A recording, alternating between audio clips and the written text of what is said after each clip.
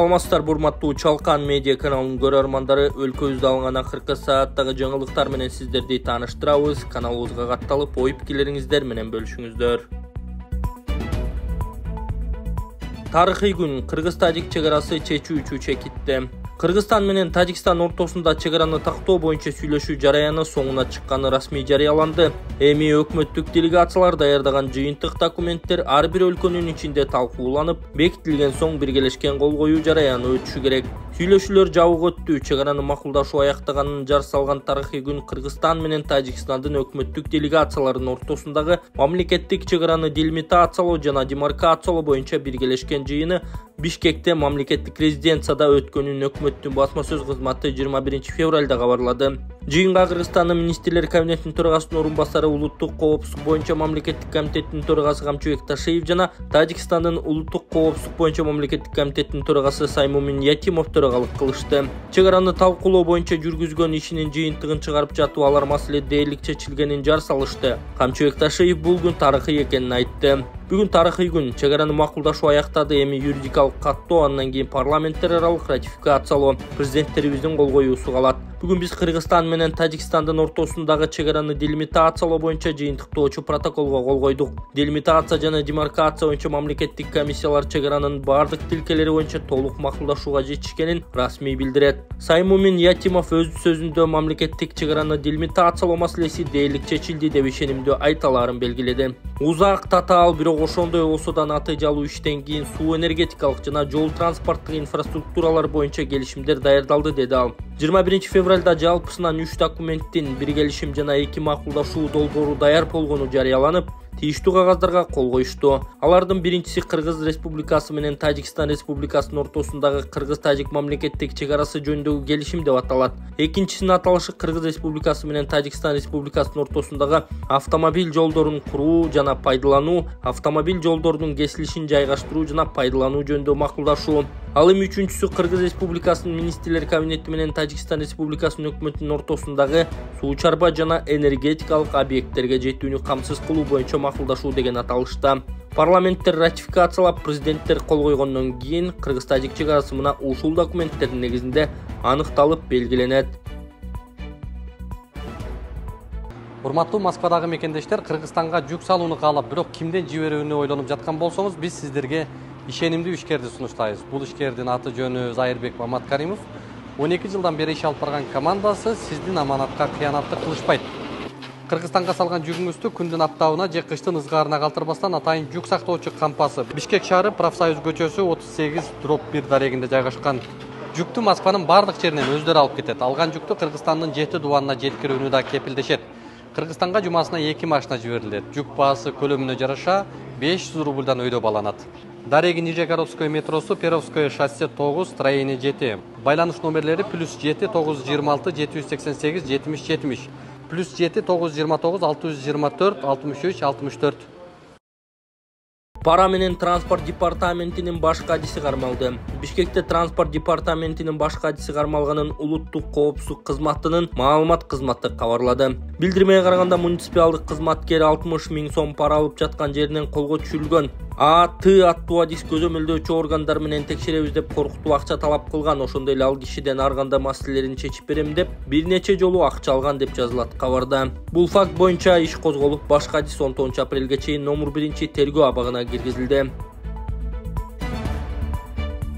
Садыр Жапаров Бишкектеги Барселонанын курулушу боюнча айтылгандарга жооп берди. Мамлекет башчы Садыр Жапаров Бишкекте салынып жаткан Барселона футбол клубу боюнча айрым жымыкалардын жазгандарына жооп берди. Президенттин маеги кабар агенттигине жарыяланган. Анда Садыр Жапаров колунда жоктор Барселона футбол клубунда машык албайт деген маалыматын четке каккан. Футболдо талантың жок болсо мага десе королдун баласы болсоң да командага кирбейсиң, күчтүү болсоң айылда кетпен чапкан дыйкандын баласы болсоң да командага талашып алышат. Азыркы Кыргызстандын курама командасында бир дагы байдын же аткамнердин баласы жок. Алдыдагы 4-5 жылда ар бир айылда футбол аянтчалары болот. Андан сырткары облус райондордун борборлорунда стадиондор салынат. Талантты ташкындап тургандарды кимдин баласы болбосун академияга бекер алганга шарт түзүп беребиз деген Жапаров. Мамлекет башчы Бишкектеги Барселона футбол клубунун курулушу боюнча да жооп берген. Буга чейин айрым жымыкалар курулуш иштерине президент менен УКМКнын төрагасынын жакындарынын тиешеси бар экенин жазышкан. Курулушка ким болбосун катышканы жакшы. Бул жер комплекстүү болуп курулуп жатат. футбол академиясы, бала бакча, окуу жайлары, 2 стадион жана башка инфраструктуралары бар. Ошонун ичинде турак жай да бар. Турак жайдан түшкөн пайда менен жогоруда мен атаган социалдык объектилер салынат. Франшизанын акчасы төлөнөт. Бул долбоордо 1,5 кыйраткан деле пайда көрбөйт. Долбоор өзүн-өзү 20-30 жылда актайт. Ошол эле ЖМК курулушка катышам десе келсин. 3-4 блок берели курсун, бирок бир кирпич коёруна көзүм жетпейт. Сөз жүзүндө коммунизмди куруп коюшат. Иш жүзүндө колдорунан эч нерсе келбейт деген Садыр Жапаров. Барселонанын көп функционалдуу комплекси Бишкектин түштүк тарабына салынууда.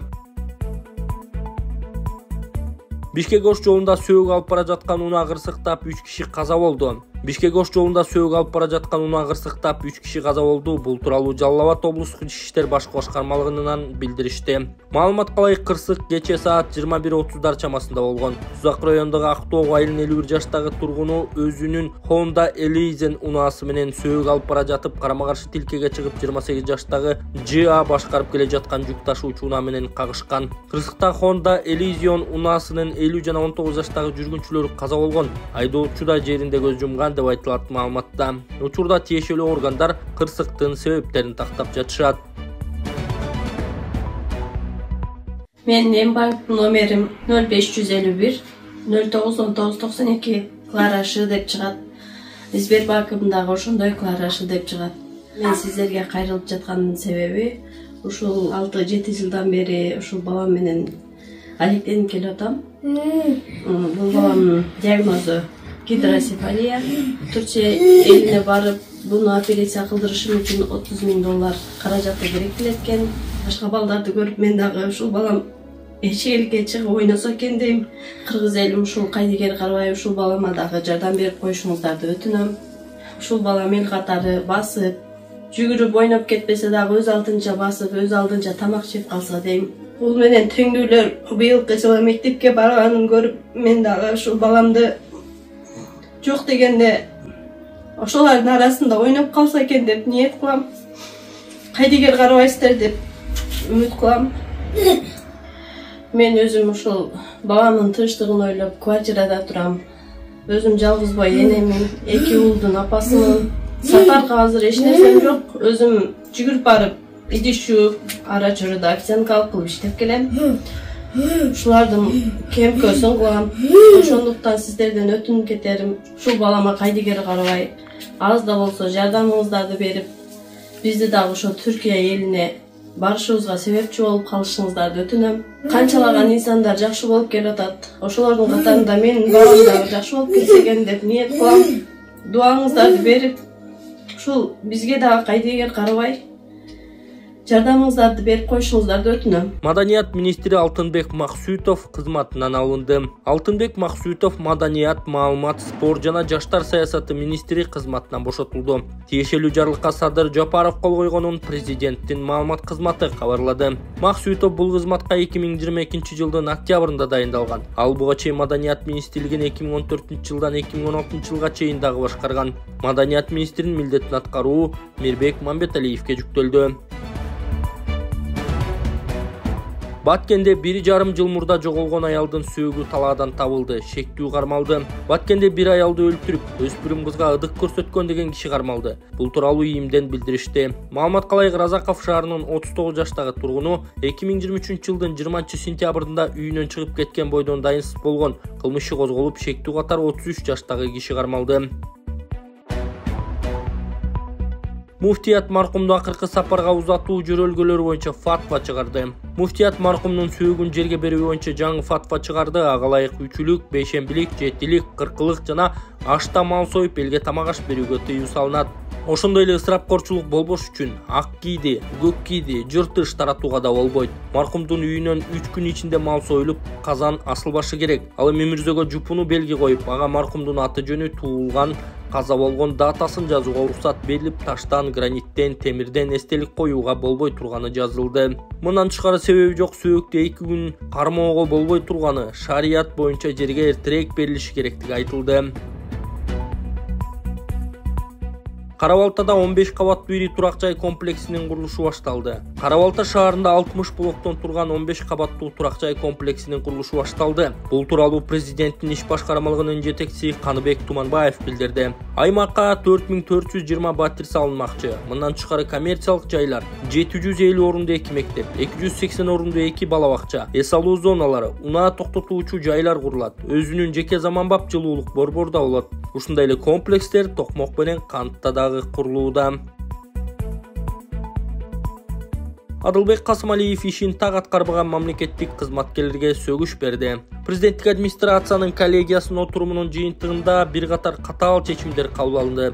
Алса кызматтык милдетин талаптагыдай аткарбагандыгы, негизсиз иш сапарга чыккандыгы жана иш аткарууда кетирген катачылык үчүн айрым аткамнелерге сөгүш жана катуу сөгүш жарыяланды. Тизме жаратылыш ресурстары, экология жана техникалык көзөмөл министри Медер Машиев, санариптик өнүктүрүү министринин биринчи орун басары Клим Амельченко, санариптик өнүктүрүү министринин орун басары Сергей Слесарев, эмгек социалдык камсыздоо жана миграция министринин биринчи орун басары Мухтарбек Баймурзаев, билим берүү министринин биринчи орун басары Бекжан Супаналиев, жаратылыш ресурстары министринин биринчи орун басары Кубат Касейинов, маданият министринин орун басары Тимурлан Ажымалиев, эмгек социалдык камсыздоо жана миграция министринин орун басары Кыял Жанузакова, коргоо министринин биринчи орун басары Эрлис Тердикбаев, саламаттык сактоо министринин орун басары Бүбүжан Арыкбаева, саламаттык сактоо министринин орун басары Кармабек Байдавлетов, энергетика министринин орун басары Нурлан Садыков, мамлекеттик кызмат жана жергиликтүү өз алдынча башкаруу иштери боюнча мамлекеттик агенттигинин директорунун орун басары Максат Саргазаков, климаттык каржылоо борборунун директорунун орун басары Мирлан Үсөнканов, жаратылыш ресурстары министринин орун басары Асель Райымкулова, айыл чарба министринин орун басары Самат Насирдинов, эмгек социалдык камсыздоо жана миграция министринин орун басары Макыт Дарманкон уулу, билим берүү министринин орун басары Лира Самыкбаева. Кыргызстандын футбол боюнча жаштар курамасынын машыктыруучусу иштен бошотулду. Футбол боюнча жаштар курамасынын машыктыруучусу Сергей Пучков кызматтан бошотулду. Бул тууралуу Кыргыз футбол биримдигинен кабарлашты. Маалымат кылайык, буга команданын Азия кубогундагы жеңилүүлөрү себеп болгон. Жаштар курамасы анын кол алдында болгон кезде Азия кубогунда Австрияга 1-5, Кытайга 2-5 жана Катарга 0-4 эсебинде утулуп, Азия кубогунан четтеген. Пучков менен бирге машыктыруучулар штабы дагы кызматынан бошотулду. Эскерте кетсек, Сергей Пучков 2024-жылдын декабрынан бери жаштарды машыктырып келген. Кыргызстан өнөр жай өндүрүшүнүн өсүү темпи боюнча ЭЭПте лидер болду. Кыргызстан Евразиялык экономикалык биримдигинде өнөр жай өндүрүшүнүн өсүү темпи боюнча лидер аталды. Бул тууралуу рассказываем ОЭС телеграм каналы жазды. 2024-жылы республикада өнөр жай өндүрүшү 5,5% өскөн. ЭЭП боюнча орточо көрсөткүч 4,5%ды түзөт. Белгиленгендей өсүш Беларуста 5,4%, Арменияда 4,7%, Россияда 4,6% жана Казакстанда 2,7% да байкалган. Ошону менен бирге бирикменин кайра иштетүүчү өнөр жайында продукциянын көлөмү отчеттук мезгилинин ичинде 8,2% өстү. Асман шаарын куруу боюнча кореялык, монголиялык компаниялар менен келишим түзүлдү. Ысык көл аймагында асман долбоор боюнча шаарды куруу жаатында түштүк кореялык, монголиялык компаниялар менен келишимдер түзүлгөн. Бул тууралуу президенттин иш башкаруучусунун орун басары Алмаз Райымбеков билдирген. Анын айтымында Кыргызстан аталган компаниялар менен жашыл энергетика тармагында иштешет. Булардын компанияларында күн энергетикасы жаатында үлгүлүү технологиялар бар. Саркынды сууларды тазалоочу курулмалар боюнча да иштешкени жатабыз. Асмандагы шаардын башкы планы дээрлик даяр бекитилип калды. Жакын арада иш башталат деген ЛТР телеканалына. Буга чейин Нурдан Орунтаев асман долбоору боюнча шаарды жаңы имараттар 1 же 1,5 жылдын ичинде пайда болоорун божомолдогон. Орунтаев бул узак мөөнөттүү долбоор качан бүтөөрүн айтууга мүмкүн эместигин, баштапкы план боюнча алгач ондогон имарат курулаарын кошумчалаган.